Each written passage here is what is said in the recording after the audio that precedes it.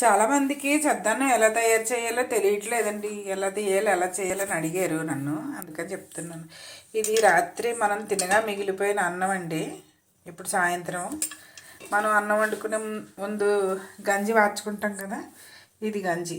ఈ గంజి మీద తొరకది తీసేసి ఈ అన్నాన్ని ఇందులో వేసేయాలి రాత్రే.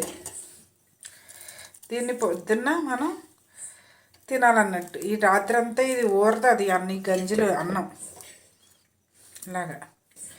మా చిన్నప్పుడు రోజు స్కూల్కి వెళ్ళేటప్పుడు ఇవే పెట్టేవారండి. అప్పుడు ఇడ్లీలు దోశలు ఇలాంటివన్నీ ఏం లేవు. ఇందులో మనం కొంచెం పెరుగు ఉప్పు వేసుకోవచ్చు. పెరుగు ఉంటే వేసుకోవచ్చు, లేకపోతే లేదు. ఉప్పు వేసుకుని ఉల్లిపాయ నంచుకొని తిన్నామనుకోండి, సూపర్. ఇంకా అద్భుతం. ఇడ్లీలు దోశలు ఎందుకు పనికిరావు దీని ముందు.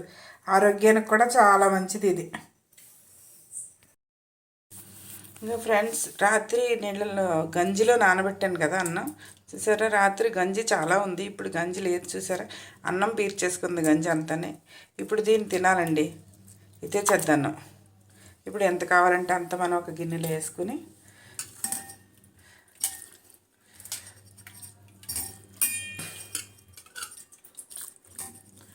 దీనికి తగ్గట్టు మనం గంజి పోసుకోవాలి. మళ్ళీ మనకు కావాల్సినంత పోసుకొని ఇందులో పెరుగు ఉంటే పెరుగు వేసుకోవచ్చు, లేకపోతే ఇలాగే కొంచెం కళ్ళుప్పు వేసుకుంటే బాగుంటుంది. ఎందుకంటే అప్పట్లో మేము కళ్ళుప్పు వేసుకునే తినేటోళ్ళం.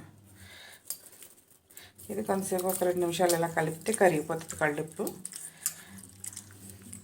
దీన్ని ఇంకా తినడమేనండి. ఇదే చేద్దాను. ఇంకా మనకు కొంచెం పలసగా కావాలంటే కొన్ని నీళ్ళు వేసుకోవచ్చు, లేకపోతే మజ్జిగ వేసుకోవచ్చు. చూసారా ఉల్లిపాయ, ఇది గంజన్నం.